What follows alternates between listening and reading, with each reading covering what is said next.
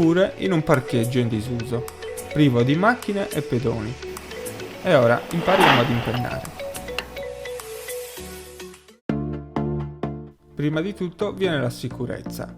Prima di allenarvi è necessario mettere il casco ben allacciato ed un paio di guanti protettivi. Le protezioni vi consentiranno di tornare subito in sella in caso di caduta. Allenatevi con i piedi liberi da agganci, senza utilizzare pedali e scarpe con clip. Usate pedali flat e scarpe con la suola piatta. Si può impennare con qualsiasi tipo di bici, ma dobbiamo prima controllare che sia sicura. Controllate che i serraggi delle ruote siano ben chiusi. Se non sapete come fare, vi lascio un link in descrizione. Controllate il freno posteriore. Il freno posteriore vi consente di controllare l'impennata ed impedisce il capottamento. Se il freno non funziona bene, riparatelo prima di iniziare. Se avrete inserito la marcia sbagliata, non riuscirete ad impennare. Dovete ora trovare una marcia intermedia, che non sia troppo pesante né troppo leggera.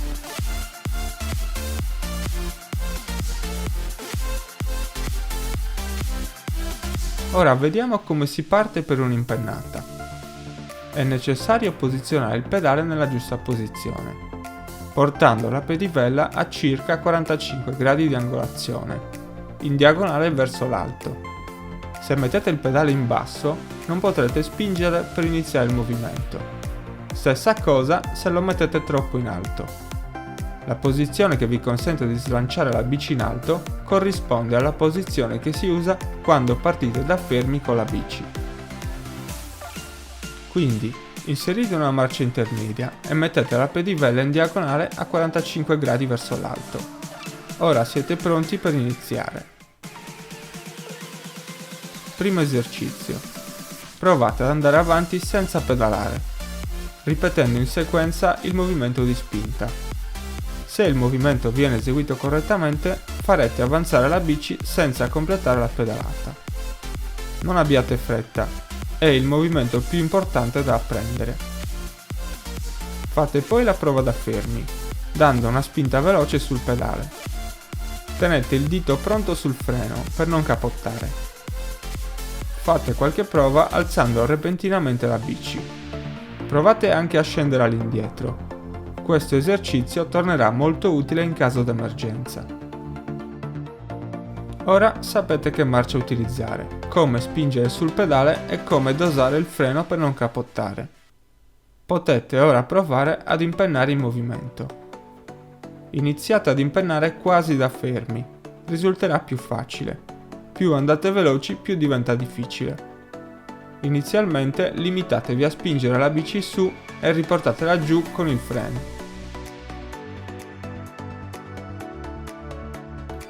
Per impennare correttamente è necessario piegare le braccia in compressione sul manubrio e poi spostare il busto all'indietro con le braccia distese, bilanciando quindi il peso sulla bici spostando il vostro baricentro all'indietro. Un errore comune consiste nel tenere le braccia piegate e il busto flesso in avanti durante l'impennata. In questa posizione sbagliata, il vostro peso è proiettato sul manubrio e sulla ruota anteriore. Con il peso sull'anteriore farete abbassare la ruota e non riuscirete a tenerla sospesa in aria.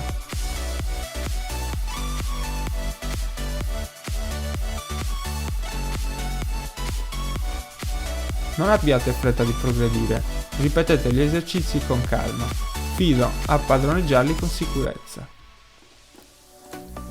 Una volta padroneggiata la base, dovrete cercare di prolungare il tempo sospesi da terra. Il segreto per un'impennata lunga è il continuo movimento del corpo, che bilancia il movimento della bicicletta, facendo oscillare continuamente le gambe e le braccia e muovendo repentinamente il manubrio. Per migliorare queste capacità di equilibrio, potete esercitarvi con il surplace, ossia dovrete rimanere in equilibrio statico sulla bici, controllando i movimenti e controbilanciando con il corpo, aiutandovi con i freni. Cercate di rimanere il più tempo possibile sulla bici, prima di poggiare il piede per terra. Iniziate ad allenarvi in spazi molto larghi. Mano a mano sarete in grado di eseguire una traiettoria rettilinea e potrete stringere l'area di esercizio.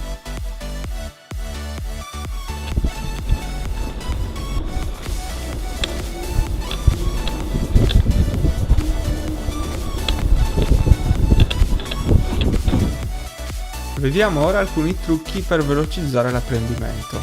Abbassate la sella. In questo modo spostate il vostro baricentro all'indietro avendo meno sensazione di capottamento. Potete abbassare a piacimento la sella fino a trovare l'impostazione preferita. Controllate la pressione della ruota posteriore. Se è molto gonfia sarà più difficile impennare. Andate a togliere un po' di pressione. La ruota avrà maggiore grip sul terreno e sarà più facile eseguire l'impennata. Ora non vi resta che allenarvi. Fatemi sapere nei commenti a che punto siete con gli allenamenti, se avete qualche suggerimento o se avete bisogno di qualche consiglio. Iscrivetevi al canale e attivate le notifiche così sarete aggiornati sulle prossime lezioni tutorial. Grazie per esservi allenati con me oggi. Vi aspetto per la prossima lezione. Ciao! Can't do this alone. Sometimes I just need